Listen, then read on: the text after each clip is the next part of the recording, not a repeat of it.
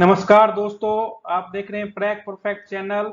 मैं हूं निखिल और आज हम लोग भारतीय इतिहास का में प्राचीन भारत का दूसरा चैप्टर पढ़ेंगे, मध्य पाषाण युग। तो आइए शुरू करते हैं। मध्य पाषाण काल। पृथ्वी पर आइस एज खत्म होने से पृथ्वी का तापमान जब बढ़ने लगा था। जब आप भूगोल पढ़ेंगे तो उसमें पृथ्वी की पूरी उत्पत्ति को जब आप पढ़ेंगे तो आप जानेंगे कि जब हमारी पृथ्वी बनी थी तो वह शुरुआत में एक आग का धधकता हुआ गोला था। उसका तापमान बहुत ज्यादा था। फिर धीरे धीरे वो ठंडी होने लगी और इतनी ठंडी एक समय में वो हो गई कि पूरी पृथ्वी पर सिर्फ बर्फ ही बर्फ था।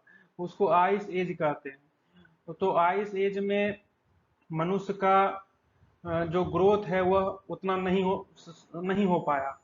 लेकिन जब आइस एज धीरे धीरे खत्म होने लगा, पृथ्वी का तापमान बढ़ने लगा और पृथ्वी के जो बर्फ है वो पिघल के सागर बनने लगे, तो फिर धीरे धीरे मनुष्य को विकास के लिए उचित वातावरण मिला और तेजी से मनुष्य विकसित हुआ और पर्याप्त वर्षा भी होने लगी उस समय।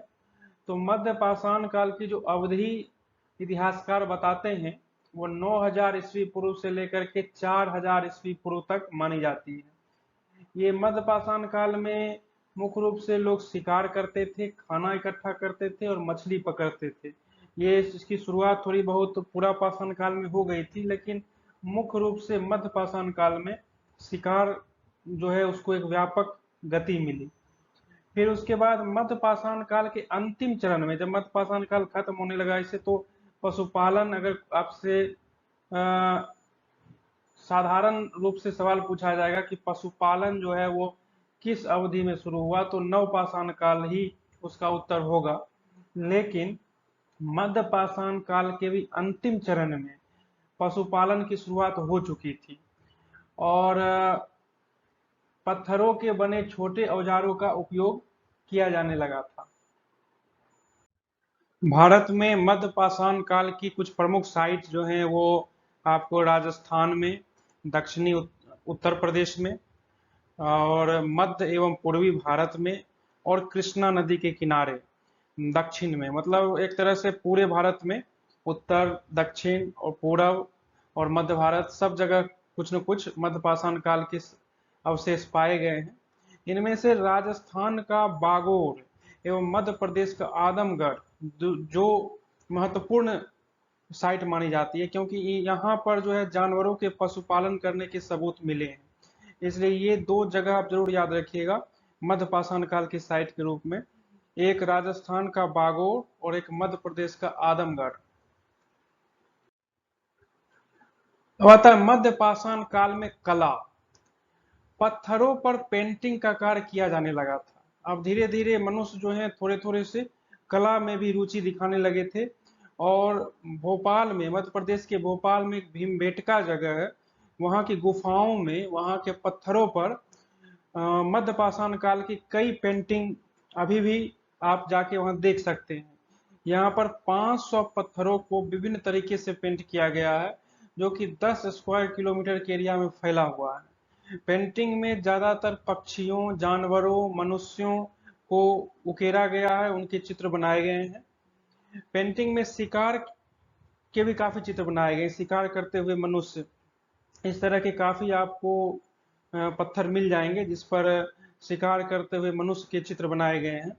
तो इससे ये पता चलता है कि उस समय की जो अर्थव्यवस्था थी और लोगों का जो आजीविका का साधन था वो मूल रूप से शिकार ही था। उसके बाद आता है मध्य पाषाण काल में सामाजिक संगठन। अब धीरे धीरे लोग, पहले आपने देखा कि पहले जब होमो इरेक्टस या होमोसेपियंस, ये लोग मूलतः अकेले रहते थे या बहुत दो तीन लोगों के झुंड में रहते थे। लेकिन अब मध्य पाषाण काल आते आते लोगों के बड़े झुंड बनने शुरू हो गए।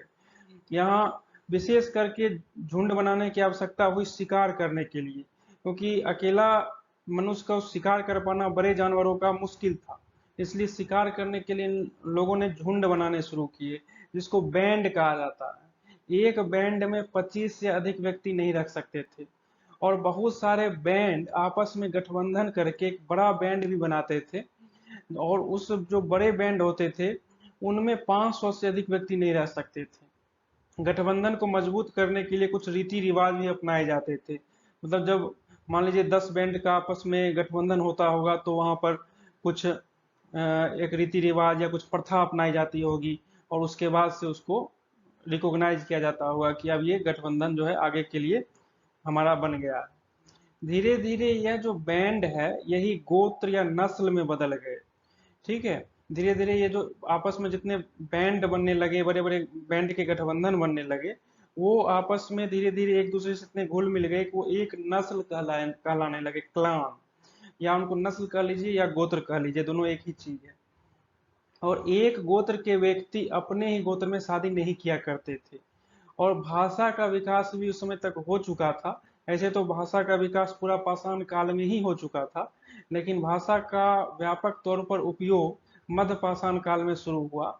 और जो जितने भी बैंड बनते थे या गोत्र बनते थे, नस्ल बनते थे, उनका भी आधार भाषा ही होता था। एक भाषा बोलने वाले लोग एक झुंड में रहते थे, दूसरे भाषा बोलने वाले लोग दूसरे झुंड में रहते थे।